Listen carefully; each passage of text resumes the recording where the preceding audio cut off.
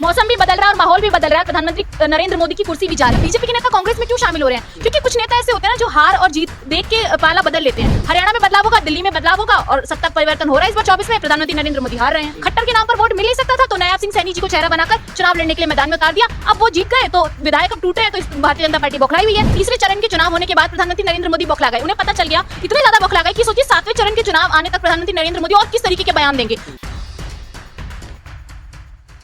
आदाब दोस्तों, मैं आपके साथ जफर सिद्दीकी, आप देख रहे हैं टाइम्स एक्सप्रेस। हरियाणा से जो खबर आ रही है कि निर्दलीय 3 बीजेपी के विधायकों ने जो है अपना समर्थन भाजपा से वापस ले लिया और वो कांग्रेस की तरफ बढ़ रहा है। लेकिन अब उठापटक जो है ऐसी चल रही है, ऐसा लग रहा है कि क्या वो सरकार गिर जाएगी। पूरे मुद्दे में सब बातचीत करने के लिए मौजूद है तनु, जो राहुल गांधी और प्रियंका गांधी सेना की राष्ट्रीय प्रवक्ता है। कैसे देख रही हैं आप?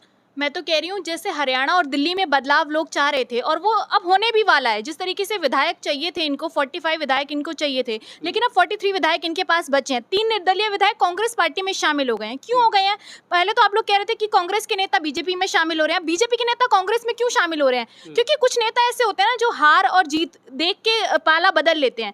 तो अब 3 विधायक जब कांग्रेस पार्टी में शामिल हो गए तो कांग्रेस ने भी स्वागत किया उनका। हुड्डा जी जैसे कह रहे हैं कि भैया राष्ट्रपति शासन लागू हो जाना चाहिए, चुनाव तुरंत हो जाने चाहिए। बिल्कुल लागू होना चाहिए। जैसे ही हरियाणा में राष्ट्रपति शासन लागू होगा, दोबारा चुनाव होंगे, नायाब सिंह सैनी जी की सरकार गिर जाएगी। खट्टर के नाम पर वोट मिल नहीं सकता था तो नायाब सिंह सैनी जी को चेहरा बनाकर चुनाव लड़ने के लिए मैदान में उतार दिया। अब वो जीत गए तो विधायक अब टूट रहे हैं, तो इस भारतीय जनता पार्टी बौखलाई हुई है। हरियाणा में बदलाव होगा, दिल्ली में बदलाव होगा और सत्ता परिवर्तन हो रहा है। इस बार 24 में प्रधानमंत्री नरेंद्र मोदी हार रहे हैं। लेकिन लोकसभा के 3 चरण के चुनाव के बाद मतलब इस तरह की तस्वीर आया ना, क्या लग रहा है कि मतलब विधायकों को ये लगने लगा है कि सत्ता बदल रही है? देखिए, चुनाव एक उत्सव है जिसे हम सब मनाते हैं। आप लोग भी खुश होंगे, हम लोग भी खुश होंगे कि चलिए सत्ता परिवर्तन होगा। लेकिन कुछ उपद्रव होते हैं जो उपद्रवी होते हैं, वो मतलब हर चीज खराब करना चाहते हैं। तो प्रधानमंत्री नरेंद्र मोदी वो हैं जो चुनाव को उत्सव की तरह नहीं देखते हैं, चुनाव को मौके की तरह देखते हैं। वो ये सोच रहे हैं कि दोबारा सत्ता कैसे लूं, मैं राम मंदिर पर बात कर लूं, मैं मस्जिद पर बात कर लूं। राम मंदिर पर बाबरी का ताला मोदी जी बात करते हैं।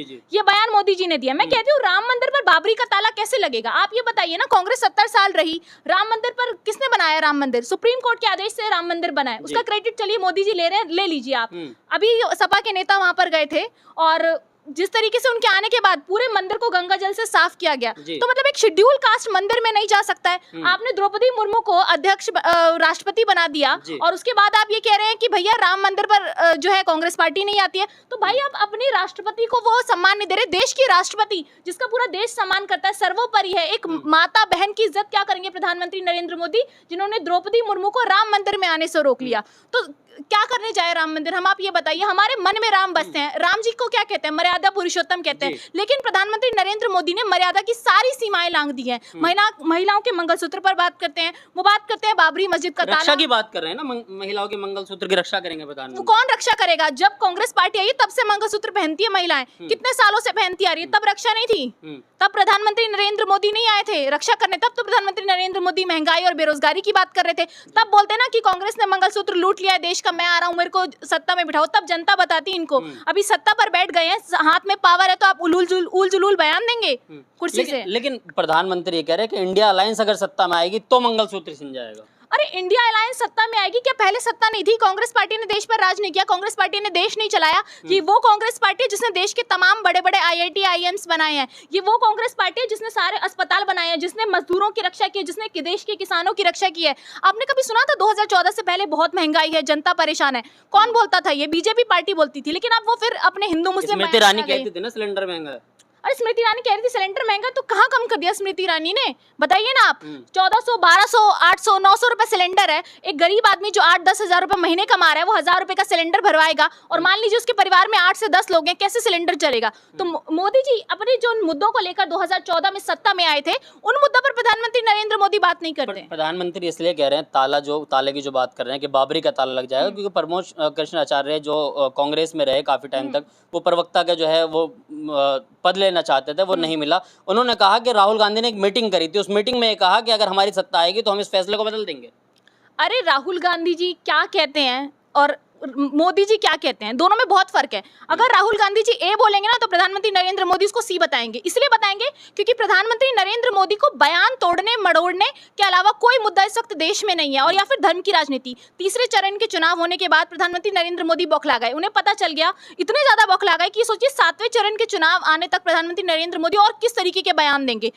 चुनाव आयोग ने पहले कहा था कि धर्म पर राजनीति नहीं होगी, इस बार धर्म पर वोट नहीं पड़ेंगे, लेकिन मोदी जी आखिर आ ही गए अपने मुद्दों पर। अब वो मस्जिद, मुसलमान, राम मंदिर, बाबरी ताला, ये सब बात कर रहे हैं। एक तरफ प्रधानमंत्री नरेंद्र मोदी सलाह देते हैं कि मुसलमानों को विचार करना चाहिए कि जो कांग्रेस पार्टी है वो उनका वोट लेने के लिए उनका इस्तेमाल कर रही है, और दूसरी तरफ वो कह रहे हैं बाबरी ताला से ताले से कोई मतलब नहीं है। मोदी जी ये कहना चाहते हैं कि अगर कांग्रेस सत्ता में आ गई तो मुसलमान जो है वो आपसे ज्यादा ऊपर उठ जाएंगे। ऐसा कैसे हो सकता है? बहुसंख्यक हिंदू है, हिंदू पहले भी देश में थे, हिंदुओं का मंदिर भी पहले देश में था। राम मंदिर बनने से कोई हमारी आस्था पे कोई ज्यादा फर्क नहीं पड़ा, आस्था बढ़ी भी नहीं, आस्था कम भी नहीं। हमें खुशी है कि राम मंदिर बना है, लेकिन इसका मतलब ये नहीं कि हम राम मंदिर दर्शन करने नहीं जा सकते। सबके पास पैसे नहीं है राम मंदिर दर्शन करने जाने के, तो आप इसमें क्या कहेंगे कि मैं राम विरोधी बता रहे हैं राहुल गांधी को। राम विरोधी कैसे है राहुल गांधी जी? मान लीजिए वो ठुकरा दिया उन्होंने, पूजा नहीं करते और जगहों पर राहुल जी नहीं जाते। राहुल जी वहां इसलिए नहीं गए क्योंकि वहां सियासत होती। अगर वो जाते तब भी जिस तरीके से सपा के नेता गए, इन्होंने पूरा मंदिर धो दिया गंगा जल से, तब वही होता। और अगर नहीं गए तो भी इस पर राजनीति हो रही है। तो दोनों तरीके से राजनीति करने से राहुल गांधी ने बचाया कि देश में राम मंदिर एक मुद्दा ना बन जाए, एक राजनीति का विशेष मुद्दा ना बन जाए, इसलिए रोका गया है। अच्छा, महिला सांसद एक नवनीत राणा, उन्होंने कहा कि हिंदुस्तान में रहना कहना होगा, जिसको जय श्री राम नहीं कहना वो पाकिस्तान चले जाए। हिंदुस्तान में अगर रहना होगा तो आपको भारत माता की जय तो कहना ही होगा, क्योंकि भारत वो माता है जिसको हम सब पूछते हैं कि सबके लिए बराबर है। हमारे धर्म अलग अलग हो सकते हैं, हमारे भगवान अलग अलग हो सकते हैं। आप हो सकता है कि मुसलमान है, आप अल्लाह को मानते हैं, मैं हिंदू हूँ, मैं श्री राम को मानती हूँ। हमारे भी कई भगवान हैं। कुछ लोग हैं जिनकी मूर्ति पूजा में आस्था नहीं है, वो उनके निजी विचार है। कुछ लोग भगवान अंबेडकर जी को मानते हैं, कुछ लोग भगवान गांधी जी को मानते हैं, और कुछ लोग ऐसे भी हैं जो सावरकर को भगवान मानते हैं। तो भगवान मानना आपके ऊपर है, लेकिन सबसे बड़ा सवाल यह है कि जब आप भारत देश में रहते हैं तो आप संविधान को फॉलो करते हैं कि नहीं करते, आप भारत माता की जय बोलते हैं कि नहीं बोलते, ये सबसे बड़ा सवाल है। कह रहे हैं ना कि 400 सीटें हमें इसलिए चाहिए ताकि हम बदल सकें। अरे इनके बीजेपी के एक नेता ने कहा था कि 400 सीटें आएंगी संविधान बदल जाएगा। तो ये अंबेडकर को बदलने की बात करते हैं। संविधान कभी पुराना हो सकता है, रूल कभी पुराना हो सकता है। अब मोदी जी अपनी रूल बुक ले आए और उसमें अपने अकॉर्डिंग रूल्स लिख दें तो वो उससे देश नहीं चलेगा। संविधान से देश चलेगा, और संविधान वही चलेगा जो बाबा भीमराव अंबेडकर ने लिखा था, दलितों, पिछड़ों, आदिवासियों, मजलूमों, मुस्लिमों की बात की थी। अच्छा, तो संविधान नहीं बदला जाएगा। और क्या अच्छा, 3 चरण के चुनाव से कैसा लगा कि क्या वाकई बदल रहा है भारत?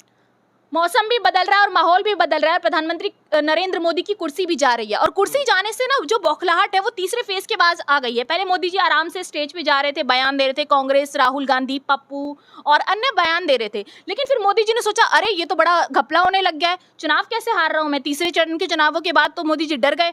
तो डर में उन्होंने शुरू कर दिया अपना मुस्लिम फैक्टर, हिंदू फैक्टर। उन्होंने शुरू कर दिया कि कैसे दो धर्मों के लोगों को लड़ाया जाए। राहुल गांधी को तो नया नाम दिया, उन्होंने शहजादा बोलना शुरू कर दिया।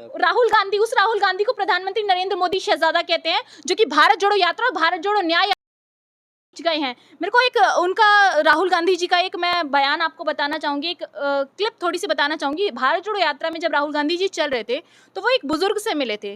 बुजुर्ग शायद थके हुए थे या धूप थी, उनको वॉमिट आ गई। राहुल गांधी वही जिन्होंने अपना हाथ रख दिया। शायद कोई और नेता होता ना धक्का मार देता, शायद कोई और नेता होता तो छोड़ के भाग जाता, लेकिन राहुल गांधी वहां खड़े रहे, उनकी पीठ सहलाते रहे। क्यों? क्योंकि वो एक इंसानियत है। हम लोग भी अपने घर में होते हैं, हमारी बहन, मम्मी, किसी की तबीयत खराब होती है, हम परेशान हो जाते हैं। तो राहुल गांधी जी देश की जनता को अपना परिवार समझते हैं। मोदी जी भी तो अपना परिवार समझते हैं। मोदी जी परिवार समझते हैं। तमाम नेताओं का आपने देखा ना ट्विटर हैंडल्स पे लिखा हुआ मोदी का परिवार। अरे मोदी का कौन परिवार है? मोदी का कोई परिवार नहीं है। मोदी का परिवार वो है जो बड़ी बड़ी गाड़ियों में चलता है। अडानी, अंबानी मोदी का परिवार है। मोदी का परिवार कौन है? भारतीय जनता पार्टी के वो कार्यकर्ता जो जय श्री राम दिन में बोलते हैं और शाम को बेटियों के साथ किस तरीके के बलात्कार होते हैं। रमन्ना भी तो मोदी का परिवार है। अरे कोई मोदी का परिवार नहीं है। मोदी के परिवार में सिर्फ वही लोग आते हैं जो या तो बलात्कारी हो, या फिर गुंडागर्दी करते हो, या फिर देश लूटते हो, या फिर धर्म की बात करते हो। जो जितना ऊंचा बोलेगा धर्म पर वो उतनी आगे पोस्ट पर जाएगा। कंगना रनावत का बयान देख लीजिए, मैडम क्या कह रही है। कंगना रनावत कह रही है हरियाणा जाती हूँ तो प्यार मिलता है, झारखंड जाती हूँ तो प्यार मिलता है, उत्तर प्रदेश जाती हूँ तो प्यार मिलता है। इनको किस प्यार की बात कर रही है? उस प्यार की बात कर रही है जो स्मृति ईरानी ने राहुल गांधी पर आरोप लगा दिया था कि फ्लाइंग किस दे दिया है। किस प्यार की बात कर रही हैं आप? कौन सी जनता आपको प्यार करती है? आप मंडी में चुनाव में खड़ी हैं, आप बयान नहीं दे पा रही हैं, आप नेता बनेंगी। आप बॉलीवुड एक्ट्रेस थी, अच्छी बात है, आपकी अच्छी मूवीज होती थी, लोग देखते थे एंटरटेनमेंट के लिए, लेकिन आप यहाँ नहीं बैठी, यहाँ जनता टैक्स के पैसे देती है, यहाँ जनता देश चलाती है, जी। यहाँ जनता जो है सत्ता पर उसको बिठाएगी जो उसके बच्चे के लिए काम करेगा। क्या कर सकती है कंगना रनावत? तन्नू जी, एक आखिरी सवाल होगा कि जिस तरीके से हरियाणा में उठापटक चल रही है, लग रहा है कि मतलब सत्ता जो है वो बदल जाएगी। सत्ता परिवर्तन होने वाला है, राष्ट्रपति शासन जल्दी लागू हो जाएगा और मैं तो अपील करूंगी कि जल्दी से जल्दी राष्ट्रपति शासन लागू कर देना चाहिए, हुड्डा जी ने जो कहा है, क्योंकि बहुत जरूरी है वहां पर सत्ता परिवर्तन होना। क्योंकि हरियाणा पर भारतीय जनता पार्टी ने जो कब्जा कर रखा है वो धर्म की राजनीति वहां भी काफी समय में आपने देखी होगी, नूह में हिंसा भड़क जी, गई जी, थी। जी।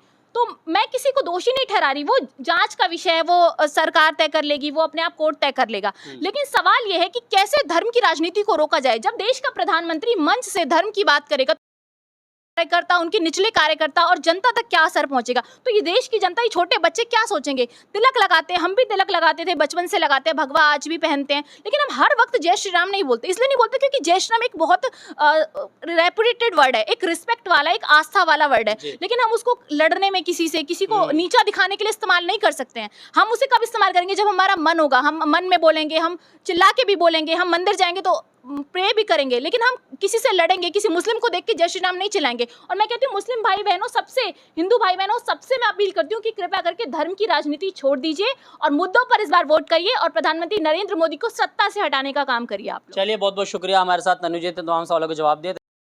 जो चुनाव हो रहे हैं, यानी कि जो 3 चरण के चुनाव हुए, वो चुनाव इस बार देश के मुद्दों पर हो रहा है, धर्म की राजनीति पर चुनाव नहीं हो रहा है। और क्या कुछ नतीजे आएंगे 4 जून को पता चलेगा। इनकी बातों से आप कितना सहमत हैं, अपनी राय जरूर दें। देखते रहिए टाइम्स एक्सप्रेस।